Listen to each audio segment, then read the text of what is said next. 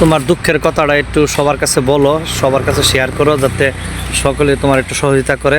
একটু সবার কাছে বলো বিষয়টা, তুমি যে কষ্টে ছেলেরা নিয়ে জীবনযাপন করতেছো, একটু বলো সবার কাছে, একটু বলো।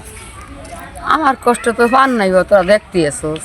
আমার এই বাচ্চালে শুধু এল্লা খেস খেচ্ছে মরিয়া যায় বেলা এলহাই লুয়ে বাল্লা যায়, এলহাই লুয়ে তাই কিন্তু আঙুর তো সাইডে কিছু কাম করতে পারি না, মানুষের যাতে থাকে খেয়া চলি।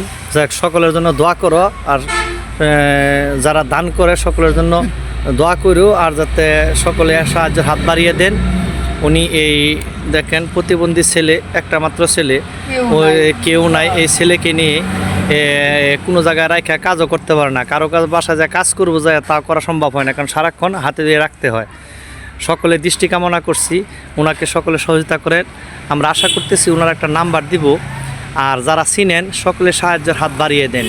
উনি এই ছেলেটি নিয়ে কারো কাছে হাত পাততেও পারতেছে না, যাইতেও পারতেছে না, এই ছেলেকে নিয়ে সারাক্ষণ থাকতে হয়, তাই মানুষের কাছে সাহায্য চাইতেও পারতেছে না। আমার আকুল আবেদন, সবাই ওনাকে একটু সহায়তা করেন। আমিও চেষ্টা করতেছি ওনাকে একটু সহায়তা করার জন্য, আশা করি আপনারা সহায়তা করবেন, ওনার পাশে দাঁড়াবেন। এই প্রতিবন্ধী ছেলে নিয়ে কোনো কাজ করতে পারতেছে না, তাই সকলের কাছে আকুল আবেদন, ওনাকে একটু সাহায্যের হাত বাড়িয়ে দেন।